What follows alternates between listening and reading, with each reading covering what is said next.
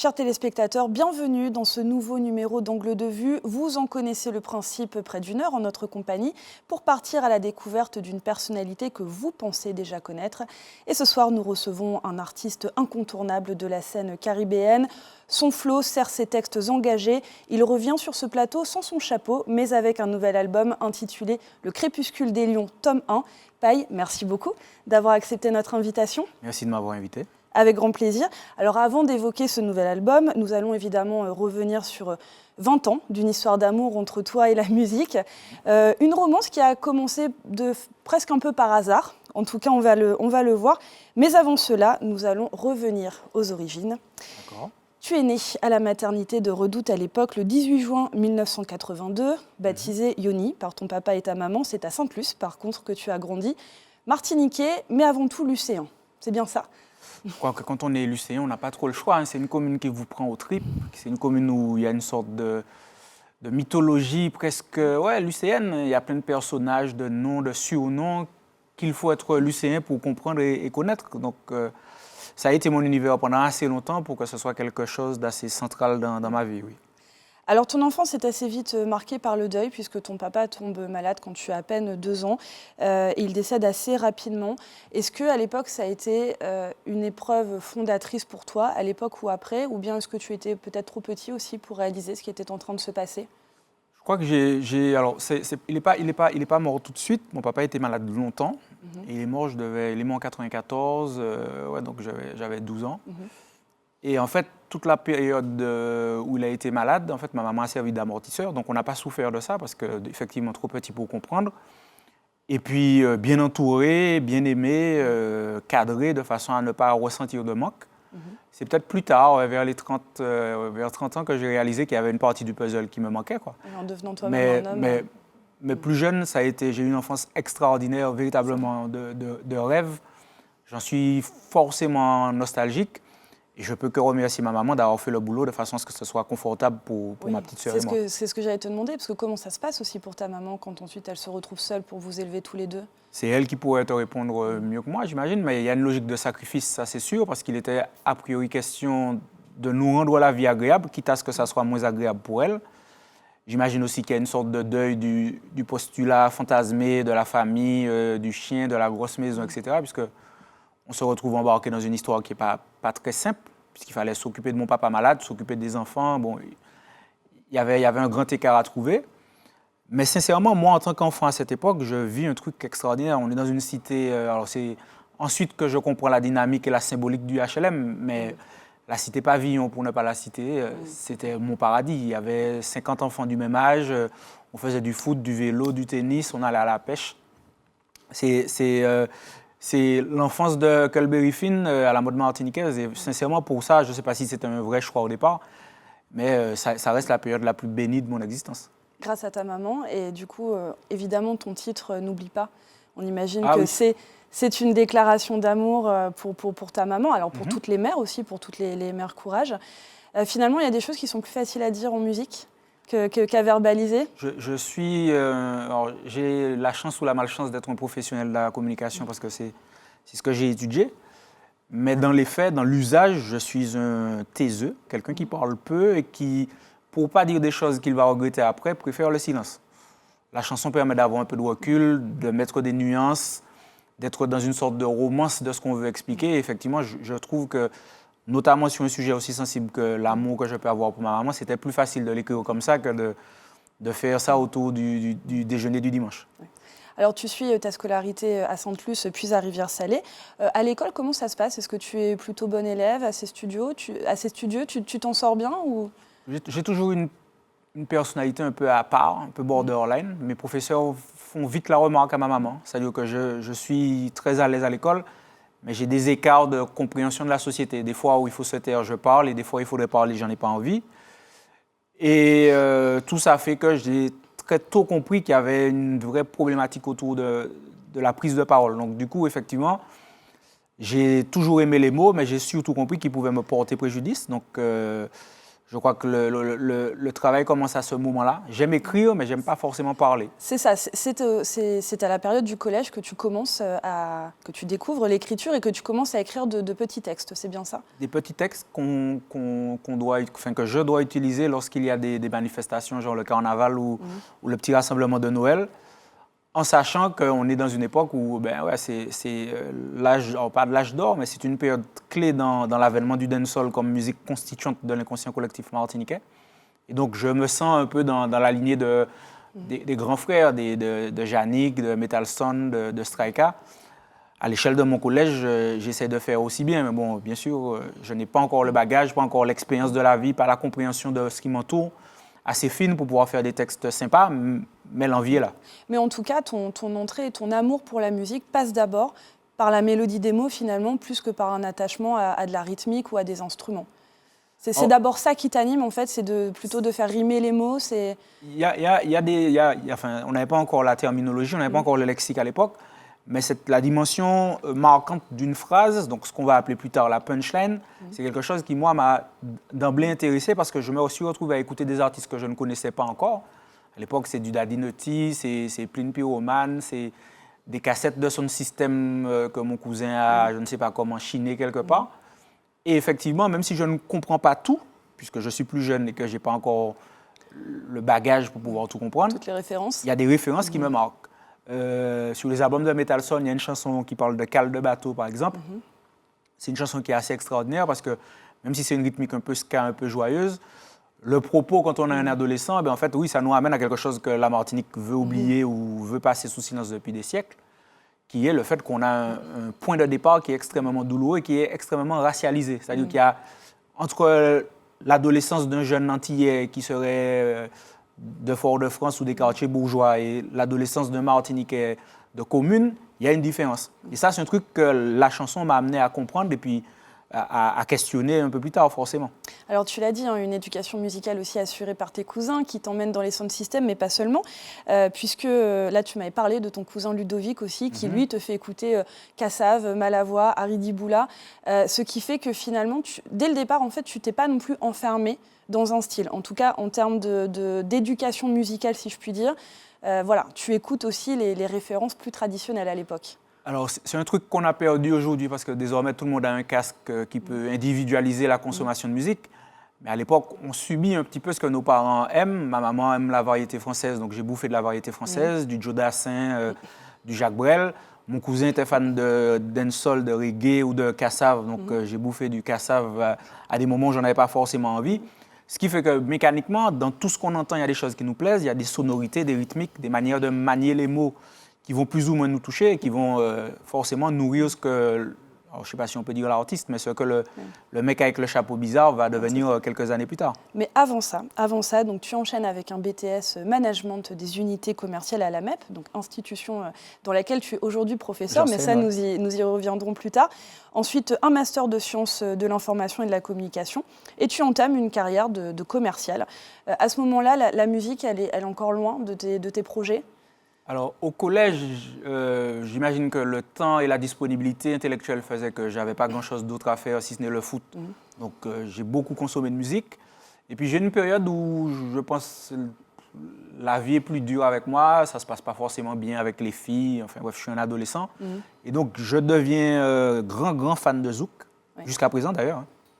Notamment parce que j'étais déjà conscient de ce que ça avait comme répercussion sur l'inconscient collectif quand on avait une poésie riche, ce que la France a offert aux Français, et ce que je trouve que le zouk a offert aux créolophones.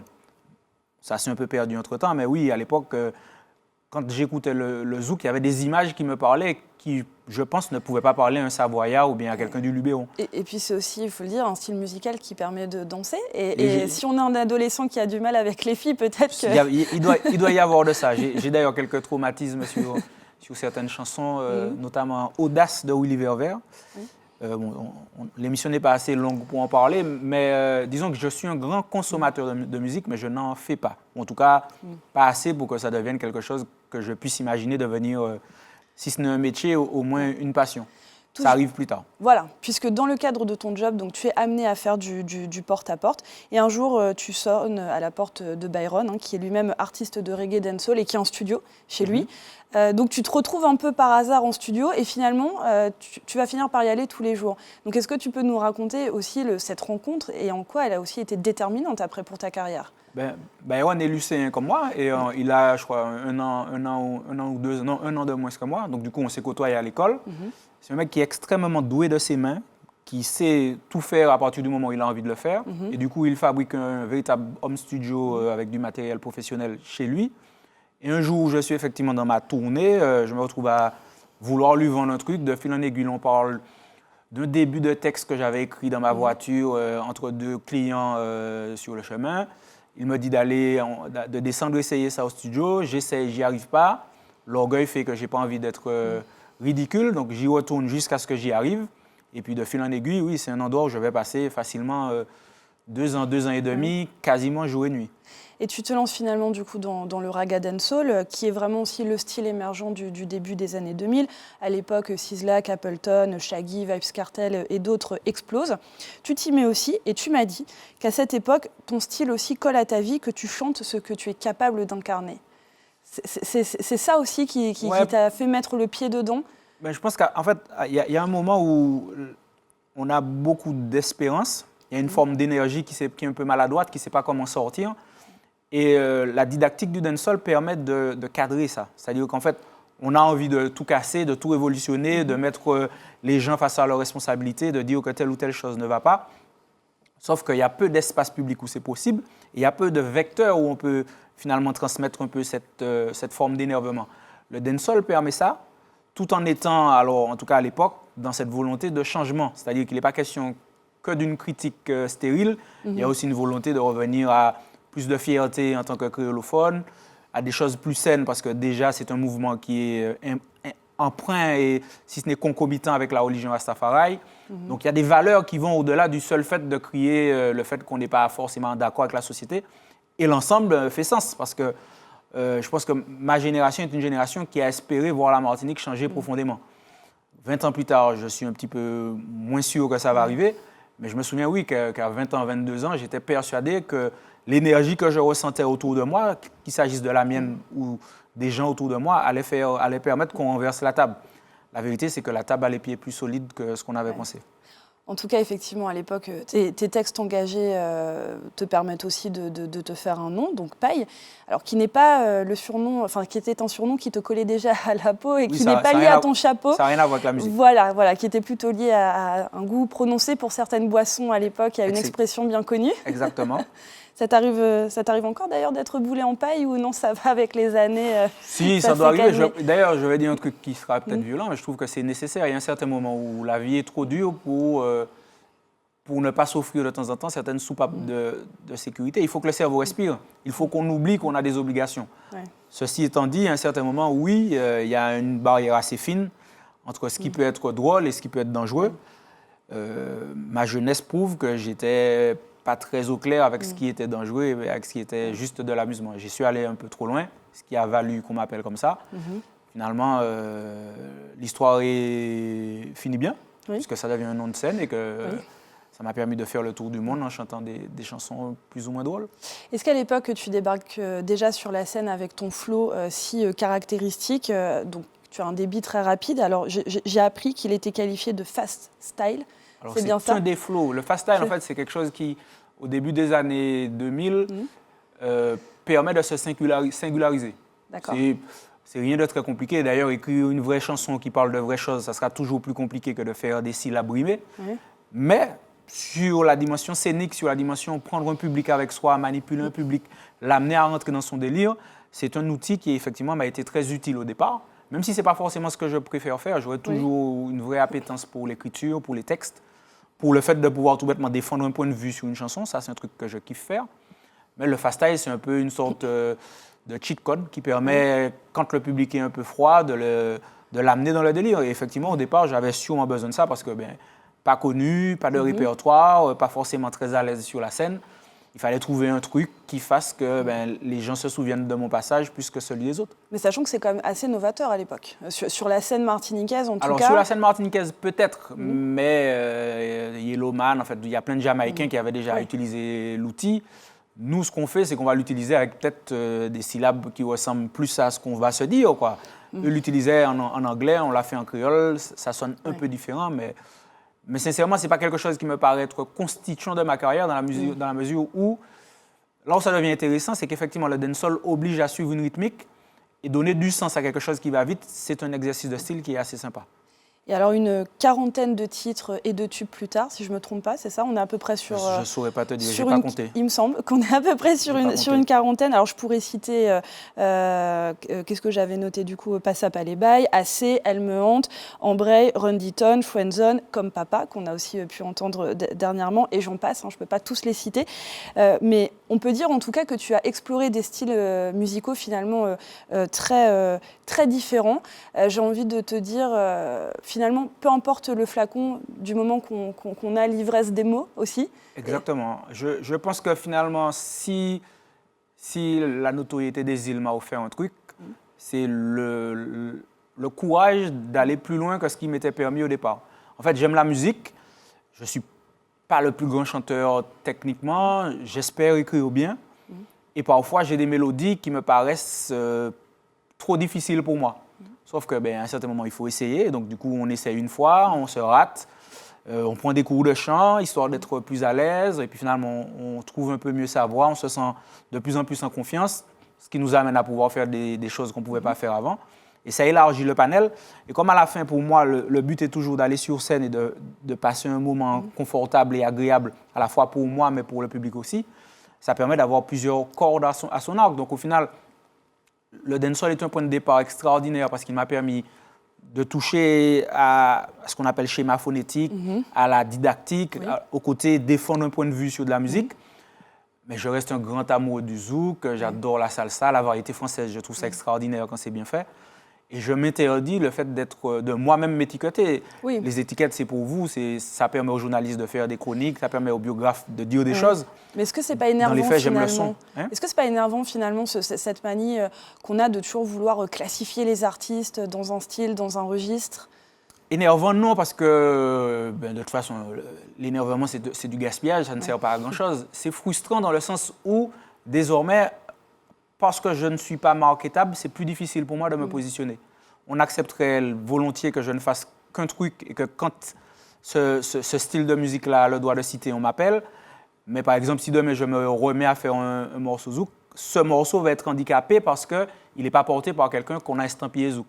Alors que ça peut être une chanson, si c'est de moi, je ne sais pas si elle est bonne, mais en tout cas, c'est une chanson qui mériterait peut-être d'être écoutée, mais qui aura peut-être du mal à être plébiscitée par les outils, donc les médias en général, parce que je ne suis pas estampillé zouk. Oui. Ça joue en tout cas sur les diffusions en radio. Ça joue sur les diffusions, ça joue sur la compréhension du public, puisque on est à une ère où il y a une hyper-informatisation, donc tout le monde a des informations tout le temps, et il y a des gens qui prennent la parole à longueur de journée parce qu'ils pensent que ce qu'ils ont à dire est intéressant, et du coup, trouver une place, trouver un moment où exister dans un algorithme qui, lui, a besoin de cases, qui, lui, a besoin de savoir au préalable de quoi il va être question, c'est effectivement plus difficile qu'avant, mais c'est là encore le jeu. Le train avance, on est dedans, on fait avec.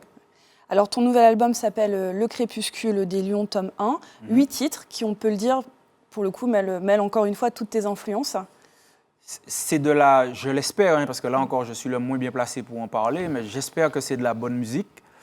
Et quand on parle de bonne musique, il n'y a pas de raison qu'une chanson soit bonne parce qu'elle est bouillon, parce qu'elle est dancehall ou parce qu'elle est zouk. En fait, il y a dans tous les styles de musique des chansons plus ou moins intéressantes à écouter. J'espère en avoir fait 8 qui soient intéressantes à écouter, peu importe le style de musique. Mais là encore, c'est le public qui décide et à la fin du film, moi, je ne suis que tributaire des décisions d'autres personnes. Le public qui va tout de suite découvrir un extrait de ton morceau I Don't Care et on revient juste après. Pas de souci. Excuse me, sir, let me see your boarding pass. Welcome aboard, it's a burning flight. Yo, Captain speaking. But you can call me Pi. Do you know Vacabonage? It's our landing style. If you are sorti Martinique, c'est so the running gag. The roof is on fire, the place is burning, man. La vie arrête, Jack, keep me firm and strong. Et pour nous flex, quand nous, we have to sing that loud. Nous la pour craser, rhythm là, nous la pour craser. le carnaval est fini depuis quelques jours, mais là, vraiment, la volonté sur ce titre, c'était aussi de faire danser dans les vidés. Oh, pas que dans les vidéos, pareil. On a effectivement cette sorte de saisonnalité de la musique aux Antilles qui va interdire à des chansons d'exister à certains moments et qui va les plébisciter à d'autres. C'est des calculs que malheureusement la vie m'oblige à faire, mais que j'aimerais ne pas faire. En fait, en gros, une chanson comme celle-là, elle peut être écoutée dans une voiture ou dans l'intimité d'une chambre. C'est pas tellement ça qui compte. C'est est-ce qu'elle trouve un public, est-ce qu'elle trouve des gens, est-ce qu'on réussit à lui donner le droit d'exister dans l'espace médiatique local. Le carnaval, effectivement, est une période très propice pour elle. Mais si elle était sortie dans 2 mois, est-ce que ça serait moins une bonne chanson? Je ne suis peut-être pas la bonne personne à qui il faut poser la question. Moi, j'aime la musique. Il m'arrive dans une même journée d'écouter Killing Me Softly et d'écouter du Max Rancé dans la même voiture. Donc, je pense que beaucoup de gens sont un peu comme moi. Comment justement tu as composé ce nouvel album, puisque tu l'as dit, dedans il y a de tout, du dancehall, du zouk, de la soca, du bouillon. Comment tu réalises ton processus de création, justement? C'est désormais très simple et très artisanal. Alors, je travaille depuis des années avec un autre lycéen qui s'appelle DJ Gilles, qui me fait des instrus, avec qui on travaille. Alors, on travaille sous plein de façons différentes, mais effectivement, c'est lui qui, en général, me fait les instrus. Il m'envoie ce qu'il fait. Il y a des choses qui me plaisent, peu importe le style. Il y a des choses qui vont me déplaire, peu importe le style. Et de fil en aiguille, on commence à baragouiner 2 refrains, un couplet, on fait des maquettes, on en refait, c'est pas bon, on recommence. Et puis, il arrive un moment, on se dit, tiens, ben, ça mérite peut-être d'être écouté par d'autres personnes que par nous. Et quand on a assez de chansons qui méritent d'être écoutées par d'autres personnes, on en fait des projets. Alors, ça peut être un 8 titres, ça peut être un 12 titres demain matin. Ça dépend tout bêtement de notre productivité et puis de ce que le bon Dieu veut bien me donner d'inspiration. Vous avez un vivier de personnes sur lequel vous faites un peu des crash tests, justement, quand vous avez un morceau Ouais, mais avec le temps, j'imagine qu'eux aussi, leur avis est désormais de moins en moins enclin à donner le vrai ton. Parce que finalement, on grandit, nous, et on grandit, c'est un euphémisme pour ne pas dire vieillir. Et à un certain moment où les gens qui nous écoutent nous ressemblent, et donc ils sont finalement prédisposés à écouter ce qu'on va faire. C'est pas dit que quelqu'un qui ait 20 ans de moins ou 15 ans de moins ait les mêmes codes, ait les mêmes envies, ait le même socle qui lui permettrait de comprendre là où on va mettre des références, là où on va mettre des codes. Et ça encore, ça rend la tâche alors à la fois plus excitante, mais aussi bien plus difficile, puisque la chanson ne va pas fonctionner, pas parce qu'elle est mauvaise, mais parce qu'elle n'aura pas trouvé son public et parce qu'on n'aura peut-être pas mis autour d'elle les outils permettant à des gens qui ne sont pas de notre cru de comprendre ce qui a été fait. Et ça aussi, c'est un enjeu qui, désormais, fait que même les gens comme moi perdent leurs cheveux. Alors justement, tu parles de décalage, de grandir, de vieillir. Ton album s'intitule « Le crépuscule des lions ». Est-ce que ça fait référence au crépuscule de l'artiste? Est-ce que tu es déjà dans cette anticipation-là? Ou est-ce que c'est aussi peut-être une façon justement de conjurer le sort? C'est sûrement un peu tout ça à la fois, mais c'est une question qui mécaniquement se pose de plus en plus violemment. Moi, je n'ai pas envie d'être là à embêter des gens qui n'ont pas envie de m'écouter. Donc ça peut arriver, c'est peut-être déjà le cas, ça va peut-être arriver dans 2 jours, dans 6 mois, dans 6 ans, j'en ai pas la moindre idée, mais c'est effectivement quelque chose que j'espère ne pas vivre, c'est-à-dire être dans le lyrics de trop, dans l'album de trop, dans la scène de trop. Donc j'essaye d'être le plus performant que possible jusqu'à maintenant. Ça fonctionnera forcément jusqu'à un certain moment, mais ce n'est pas moi qui décide de ça. Le public est encore une fois le seul à donner quand il faut donner et à reprendre quand il a envie de reprendre. Moi, je ne suis finalement que force de proposition. Et malgré tout, avec les années, est-ce qu'aujourd'hui on peut dire que tu t'es affranchi de la critique, de la mode et du regard des autres aussi? Alors ça, c'est quelque chose que j'ai voulu faire très tôt. Parce qu'en fait, à être à la mode, on s'assure d'un certain moment d'être has-been. Moi, j'essaie de faire des choses qui me plaisent. Que je sais parfois être moins digeste parce que on est à l'ère du digital, on est à l'ère où aujourd'hui une vidéo doit faire moins d'1 minute pour être intéressante. Donc les codes changent, les outils changent. Mais si mon envie profonde c'est d'aller vers autre chose, il y a peu de chances que j'écoute les sirènes de la commercialisation ou du marketing digital. À un certain moment, le vrai luxe quand on fait ce que je fais, c'est de pouvoir dormir tranquillement et puis de regarder le miroir en ayant l'impression d'avoir fait ce qu'il fallait être fait. Après 20 ans de carrière, qu'est-ce que tu as encore envie de raconter dans tes textes? Oh, c'est maintenant que ça devient dur, au contraire. Mes chansons au départ étaient sûrement beaucoup plus naïves que celles que je risque de faire maintenant parce que j'ai mécaniquement plus de texture, j'ai plus de blessures. Il y a des bulles que la vie m'a éclatées, il y a des nouveaux rêves qui viennent avec le temps, et puis il y a des rêves qui ont disparu aussi, tout aussi rapidement. Et donc aujourd'hui, oui, j'aurais plein de choses à écouter. La question reste toujours la même. C'est pas forcément mon envie qui va faire, qui sera l'arbitre. C'est les gens. C'est eux qui décident à un certain moment si le discours passe ou pas, si ils sont au rendez-vous ou pas. Je touche du bois jusqu'à maintenant. J'ai eu la chance d'être pas mal accompagné par mon public. Mais je suis aussi extrêmement conscient du fait que ça peut changer du jour au lendemain.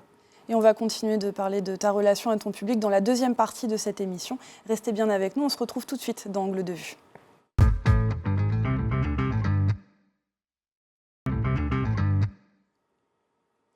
De retour dans votre émission Angle de vue en compagnie de Yoni Alpha à Capaille qui donc sort son nouvel album intitulé Le Crépuscule des Lions, tome 1. Il y aura donc un tome 2 ? Pareil, au départ, on espère faire un tome 2, on a la matière, mais c'est pareil, moi je reste encore une fois persuadé que c'est extraordinaire comme métier parce que c'est une remise en question tout le temps et c'est une remise en question extrêmement douloureuse parce qu'en fait chaque chanson pour moi est un enfant que j'espère devenir médecin, avocat ou je ne sais quoi, et puis finalement parfois certains d'entre eux auront des devenirs moins clinquants, avec plus de difficultés à être appréciés, plus de difficultés à être diffusés. Et parfois, il y a des gens qui viennent avec des retours en vous expliquant que pour X ou Y raison, ça n'aura pas plu. Et ça permet, alors ça peut être douloureux sur le départ, mais ça permet surtout de réorienter sa manière de réfléchir pour savoir si on va toujours dans ce sens-là ou si on va dans un autre.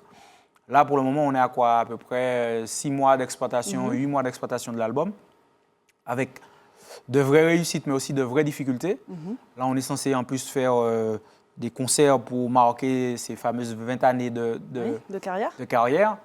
Donc, c'est à la fin de tout ça qu'on saura si ça a valu le coup ou pas. Pour le moment, moi, je suis très heureux d'avoir mené le projet jusqu'au bout, d'y avoir travaillé avec des gens que j'aime, et puis d'avoir de nouvelles chansons à défendre, parce qu'en fait, à un certain moment, ça aussi, c'est nourrissant que d'avoir de nouveaux textes, de nouveaux angles de vue, puisque c'est le nom de l'émission, à pouvoir partager avec des gens qui vous connaissent depuis X années, avec des positions peut-être un peu différentes.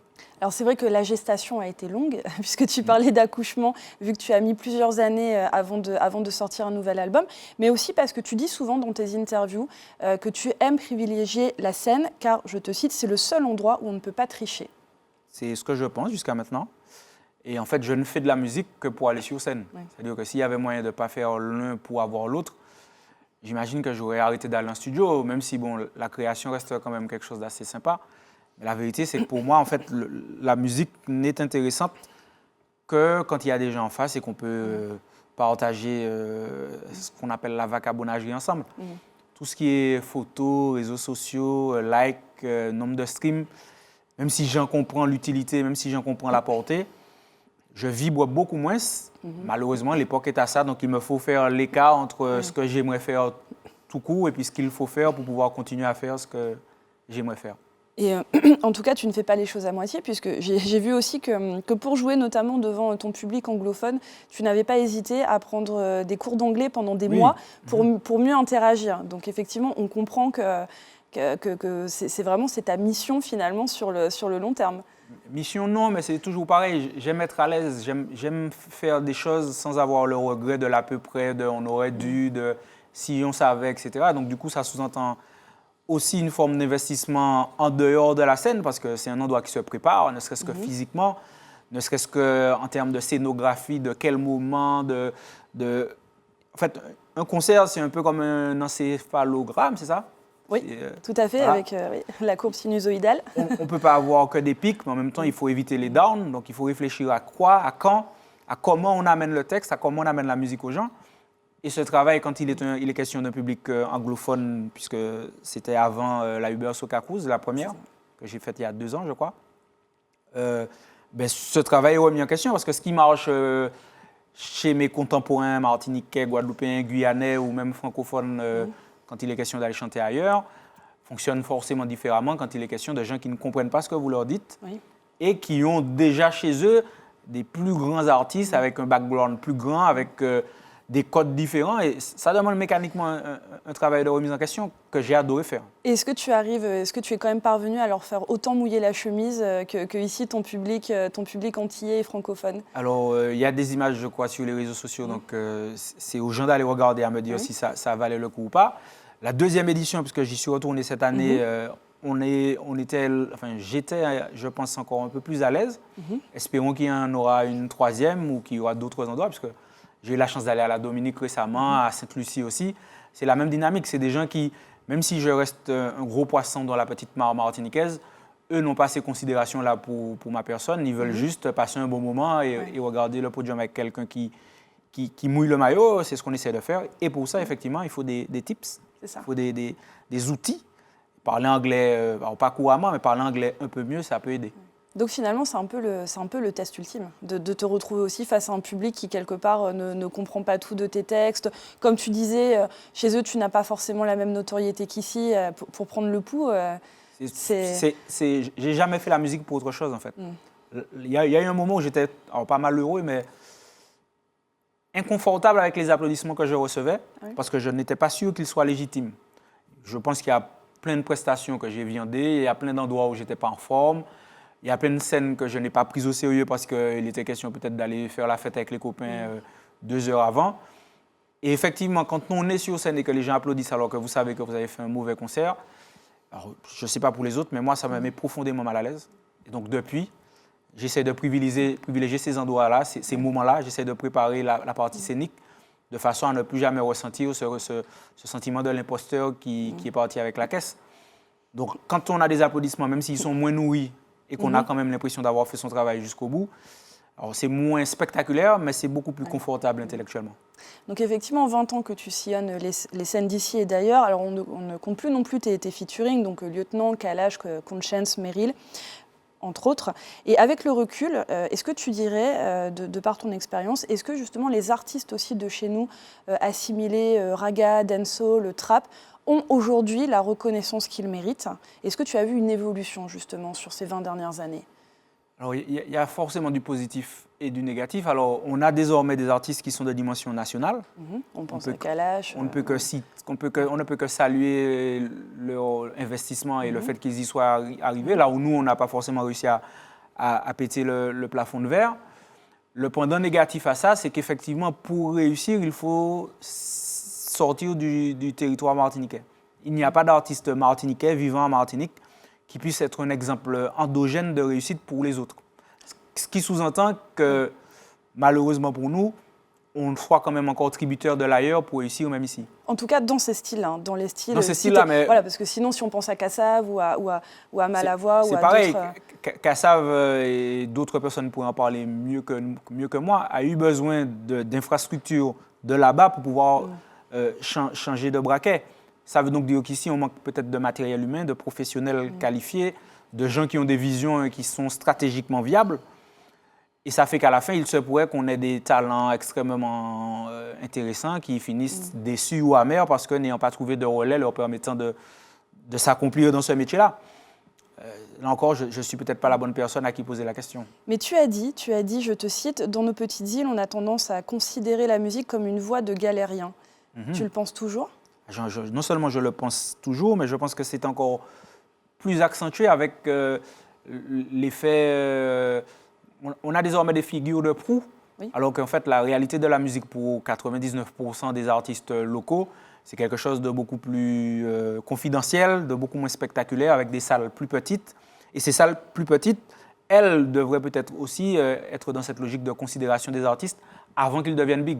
Ce n'est pas après la guerre qu'on est fier ou ce n'est pas après la guerre qu'on devient courageux. Ce n'est pas parce que la personne remplit le Stade de France que désormais on va la respecter. Soit elle est talentueuse et on la respecte, même si elle n'est pas talentueuse d'ailleurs, soit on part du principe qu'en fait, encore une fois, on a une justice à deux vitesses avec les artistes considérés et ceux qui seraient mésestimés.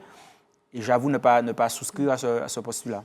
Et au-delà même du talent, comme tu dis, qui est subjectif, est-ce que parfois on ne tombe pas aussi dans la facilité en parlant de la musique qui arrive à percer hors de nos frontières, quand pour exprimer aussi la Martinique, sa culture, ses gens, soit on a l'impression qu'on nous vend la carte postale, j'ai presque envie de dire limite avec le bob en madras, soit c'est pour nous vendre la violence, la drogue, les filles à moitié nues. Est-ce que parfois ça ne manque pas aussi un peu de nuances ? Je ne me souviens plus dans quelle interview j'ai eu l'occasion de dire ça. Je pense que comme on a peu d'exemples, comme on n'est pas habitué à avoir la réussite facile, on n'est pas très lucide quand ça nous arrive. Il se pourrait qu'effectivement, dans les choix qu'on ait faits pour réussir, on soit tout bêtement dans une forme de doudouisme 2.0. Il y a deux postures face à ça. Soit on prend le temps de savourer puis d'être déjà content d'avoir réussi à faire ce que d'autres n'ont pas réussi à faire. Soit on est d'emblée dans la volonté de questionner, de philosopher, d'aller plus loin dans la réflexion. Les deux points de vue se valent, les deux points de vue sont légitimes et je peux comprendre assez aisément que des gens qui ont galéré pendant 10 ans soient très heureux de réussir, quand bien même ça serait avec des codes qui desservent collectivement ce que les Antillais aimeraient dire d'eux-mêmes. Je sais que c'est difficile et donc ça me rend la critique beaucoup moins évidente. Est-ce que toi-même, ça a été difficile parfois, au cours de ces 20 ans, de conserver certaines de tes valeurs en naviguant dans cette industrie ? On va pas faire, enfin, ma volonté n'est pas de faire pleurer dans les chaumières, mais je pense qu'il y a peu de milieux qui concentrent autant de personnes mauvaises, notamment parce qu'il n'y a pas de cursus dans l'artistique, en tout cas pas de cursus reconnu, c'est-à-dire qu'il n'y a pas de première, seconde, terminale chanteur. Et donc, n'importe qui peut s'improviser agent, manager, producteur. À partir du moment où on a la volonté et un peu de fond, on peut très vite devenir une figure de proue d'un milieu que finalement on dessert. Et oui, moi j'ai été très abîmé par le delta entre ce que j'avais fantasmé et ce qu'est la réalité du milieu artistique. C'est beaucoup de poignées de main forcées, c'est beaucoup de gens qui se détestent, pardon. C'est beaucoup de mots utilisés alors qu'on les a vidés de leur sens, le love, la fraternité, etc. Et effectivement, il y a une hypocrisie qui pour moi est extrêmement douloureuse. C'est pour ça qu'en vrai, je ne suis pas quelqu'un qui soit très à l'aise avec les mondanités, les avant-premières, j'aime pas ça, les cocktails de presse, j'aime pas ça, parce qu'en fait, il va être question de serrer des mains ou de sourire à des gens à qui j'ai pas envie de sourire. Et quand je vais rentrer chez moi, j'aurai une estime de moi qui sera un peu moins intéressante. Ça reste un passage obligé pour ceux qui veulent réussir. Donc, tu en as connu aussi des artistes ou peut-être des artistes émergents que tu as considérés très talentueux et qui se sont fait finalement peut-être briser par des managers véreux. Oui, il y en a des centaines et je pense que citer des noms n'aurait pas grand intérêt parce que c'est finalement un problème systémique. C'est-à-dire qu'on part du principe que l'artiste est une matière première que l'on peut utiliser comme on veut et qui doit être la dernière à toucher les dividendes de ses efforts, des efforts qu'elle aura fournis. C'est un postulat injuste. On n'a pas trouvé d'autre manière de fonctionner pour le moment. Donc finalement, tout le monde est obligé de se taire et de fonctionner comme ça. Mais toutes les discussions que je peux avoir avec mes collègues, qu'il s'agisse d'artistes, chanteurs ou musiciens, vont être autour des injustices qu'ils vivent au quotidien parce que tel promoteur ou tel producteur ou tel organisateur n'aura pas respecté ses engagements. Intellectuellement, je trouve que c'est trop violent. Moi, je ne suis pas capable de vivre ça sans à un certain moment péter une durite et envoyer les gens chier. Donc, je préfère, quand c'est possible, rester dans mon coin. Alors j'aimerais qu'on revienne sur ta vision à toi de la Martinique, indépendamment de ce qu'on a dit précédemment. Il y a 3 ans, tu as sorti le morceau Martiniquais en collaboration avec Def G, déclaration d'amour à ton île et à ton identité. Donc on va se replonger dans l'ambiance avec un petit extrait et on en parle juste après. Pas de problème. J'ai mal à la terre, je l'ai dans la tête. L'arbre et la sève, je suis comme elle m'a fait. Même les cafés frais, moi j'entends la mer. Je fais même pas exprès, je suis martiniquais. M'en connaître les compoches, moi. Ah ouais, ah ouais. Yeah. M'en fais pas bien si m'en fais pas ouais. Et toujours en tête, moi. Ah ouais, ah ouais. Donc on l'a dit, donc paroles pleines de sens autour de ton identité martiniquaise. Très joli clip que j'encourage à aller découvrir pour ceux qui ne le connaissent pas et voilà, qui montre aussi les très beaux spots qu'on peut avoir sur cette île. Mais j'ai envie de te poser une question, Paille. C'est quoi pour toi être martiniquais ? C'est un concept protéiforme, dans la mesure où en fait il y a forcément plusieurs Martiniques, même si c'est un territoire exigu, où on n'est pas extrêmement nombreux dessus, on a chacun, en tout cas, on est très nombreux à avoir vécu des Martiniques différentes. Il y a une Martinique de la ville, il y a une Martinique de la commune, il y a une Martinique des bourgeois, il y a une Martinique des gens qui ont un peu moins les moyens, il y a une Martinique de la débrouillardise, il y a une Martinique du commerce illégal, il y a une Martinique à quasiment tous les étages de la fusée et à chaque fois, effectivement, elle est légitime pour ce qu'elle fait et avec qui elle le fait. Moi, ma définition de la Martinique, c'est finalement une sorte d'amour d'un territoire que je considère avoir de toute façon contribué à ce que je suis, en positif ou en négatif. L'image que j'aime mieux utiliser, d'ailleurs, j'en ai parlé à mes élèves récemment, c'est qu'une plante qui serait née dans un jardin au fond d'une cour à la campagne du Morne-Rouge et qu'on aurait trouvé tellement belle qu'on l'aurait exposée à Versailles, doit se souvenir que c'est la terre fertile, riche du Morne-Rouge qui lui aura permis d'avoir l'éclat qui aura mobilisé les gens à Versailles. Et donc, injecter un peu de patriotisme et d'amour pour son territoire dans tout ce qu'on fait me paraît être une urgence assez concrète, qu'il s'agisse de moi quand je fais un peu de musique ou d'un pâtissier qui va choisir de mettre de la confiture de goyave plutôt que de la confiture de fraise dans une préparation. La martinicalité, elle est difficilement dissible, elle est difficilement décryptable, elle se vit en fait. Et c'est pour ça que l'expérience martiniquaise plaît de plus en plus aux touristes et qu'on a de plus en plus de gens qui viennent à notre carnaval, qui viennent à Noël ou des Airbnb qui sont remplis parce que les gens ont bien compris qu'en fait, découvrir la Martinique, c'est avant tout découvrir les Martiniquais dans ce qu'ils ont de complexité, de nuances. On est joyeux, mais pas que. On est léger, mais pas que. On a des vraies blessures. Et on est aussi dans une sorte de paradoxe entre ce qu'il faudrait faire et l'urgence d'être heureux sur un petit territoire comme celui que le bon Dieu nous a donné. Il y a 20 ans, justement, tu disais que quand tu écrivais notamment des morceaux plus dancehall, tu écrivais aussi ton envie de changement et de transformation de la société martiniquaise. Qu'aujourd'hui, tu en es un peu revenu. Qu'est-ce qui n'a pas changé et que tu aurais souhaité voir évoluer ? En fait, en économie, on a ce qu'on appelle la théorie de l'hyperspécialisation. C'est-à-dire que ceux qui savent faire du riz doivent être à fond dans la fabrication du riz, de façon à être assez forts et assez sexy pour pouvoir négocier avec ceux qui ont décidé de fabriquer des tomates, de la viande ou des microprocesseurs. Je pense que la France en tant que quantité, le mot colonial étant désormais proscrit, je ne vais pas l'utiliser, mais vous aurez bien compris, étatique, oui, a refusé de faire des choix pour nous. Et nous, dans le confort de ce que la modernité nous proposait, on a aussi refusé d'en faire. Désormais, le monde a choisi, il va vite, et le temps qu'il nous aurait été nécessaire pour pouvoir nous construire et affronter ces défis de la mondialisation, je ne suis pas sûr qu'on l'ait. Ce qui fait qu'effectivement, il y a des changements qui sont évidents, ne serait-ce que sur des logiques de compréhension des enjeux économiques, culturels, historiques de la Martinique. La Martinique, désormais, est une sorte de grand asile à ciel ouvert où on est à la fois extrêmement heureux d'y vivre, mais qu'on déteste aussi pour plein de raisons. C'est pour ça que nos jeunes partent, c'est pour ça qu'on est dans la critique sans avoir jamais grand-chose à proposer. Et tout ça fait que j'ai du mal à voir des solutions évidentes. Il y a des gens qui vont souffrir, de toute façon. Peu importe le parti qu'on prendra, je ne vois pas de solution confortable pour tous. Ce qui fait qu'effectivement, j'ai moins envie de dire ce que moi j'aurais fait parce que ça veut forcément dire que j'accepte que certains de mes frères et sœurs souffrent par ma vision des choses. Mais est-ce que finalement faire de la musique, ce n'est pas aussi faire de la politique ? Faire de la politique, c'est vivre en fait. Chaque fois que j'achète quelque chose plutôt que d'acheter autre chose, je fais de la politique. Chaque fois que je choisis, moi par exemple dans mes études, j'ai choisi de rester à l'Université des Antilles-Guyane. On m'a considéré comme fou parce que j'avais un niveau en fait qui aurait dû mobiliser un billet d'avion et me faire aller ailleurs. Finalement, le diplôme du Soleil m'a amené à faire de la musique et à voyager tout autant que si j'avais eu une carrière peut-être plus glorieuse dans une école de commerce ou dans une école de marketing. Donc, il y a aussi une forme de bonne étoile qui fait que peut-être que dans ce marasme qui nous entoure, il y aura peut-être quelque chose d'extraordinaire qui va en sortir.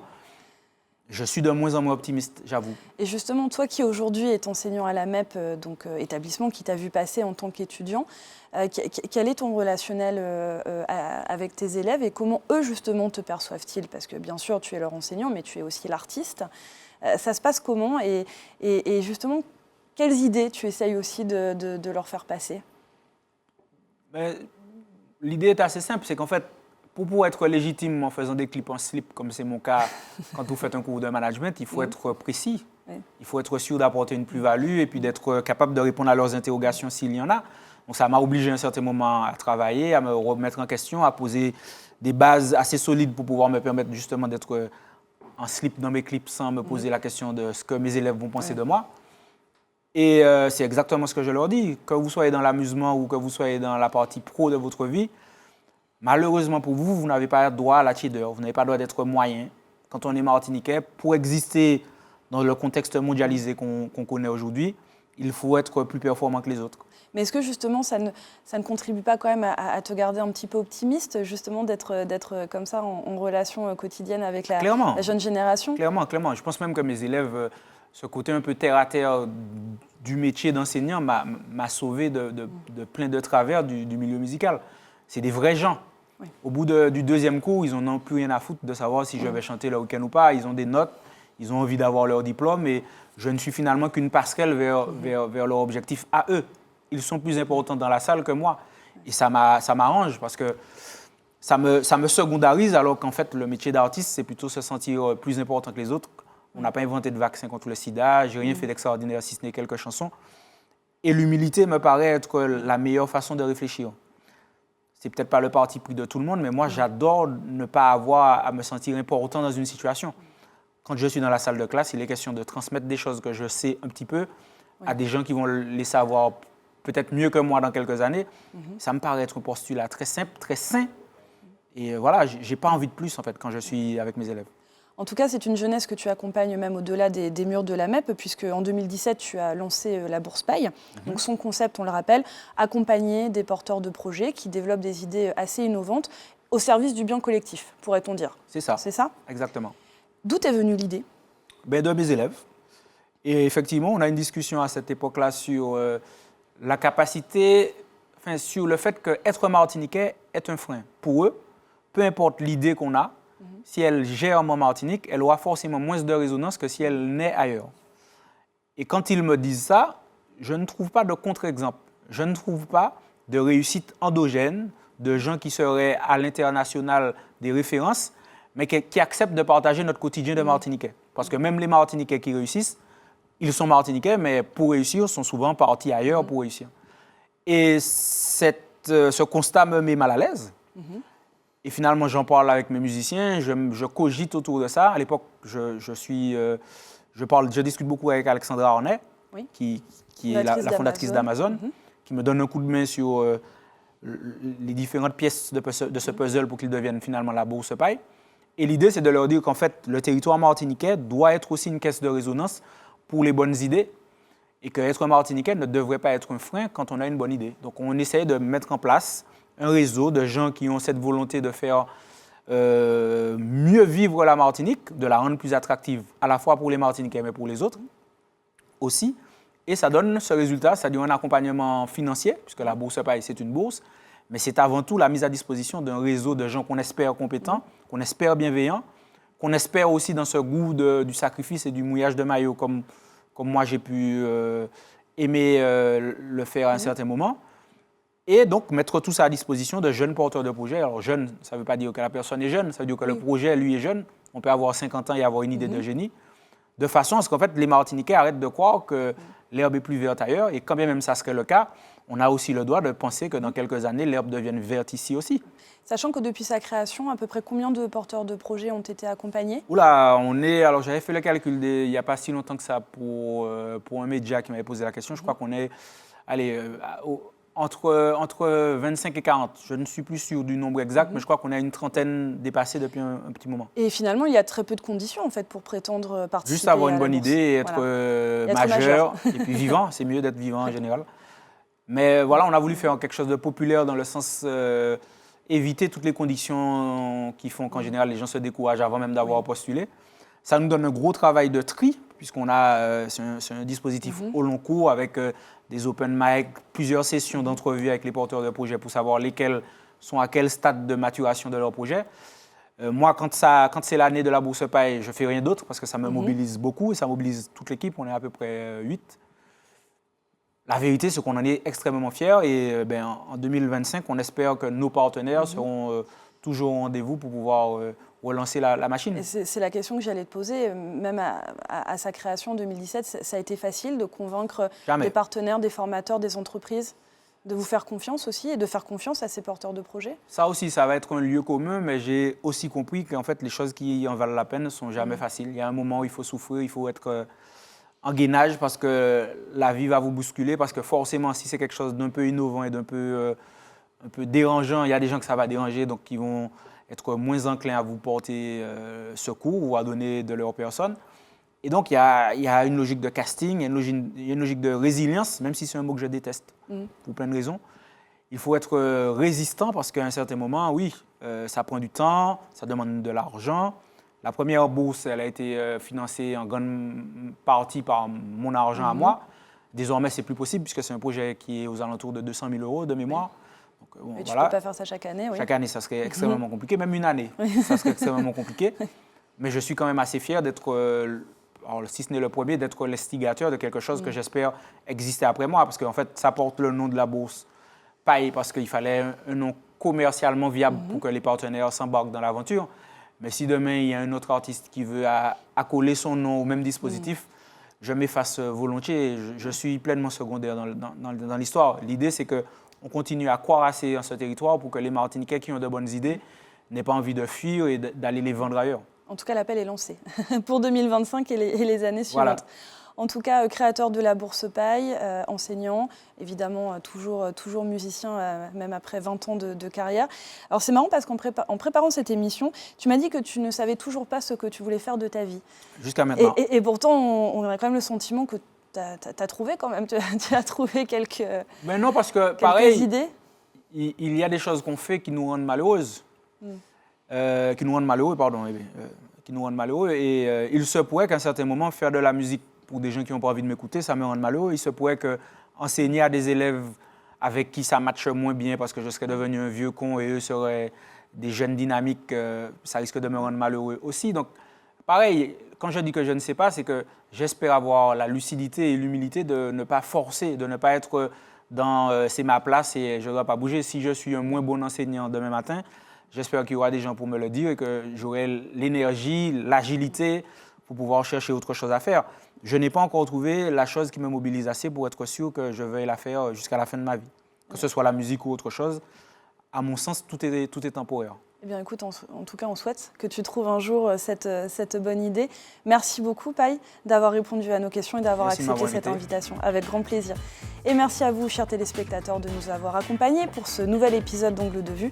On se retrouve dès la semaine prochaine à la découverte d'un nouveau portrait.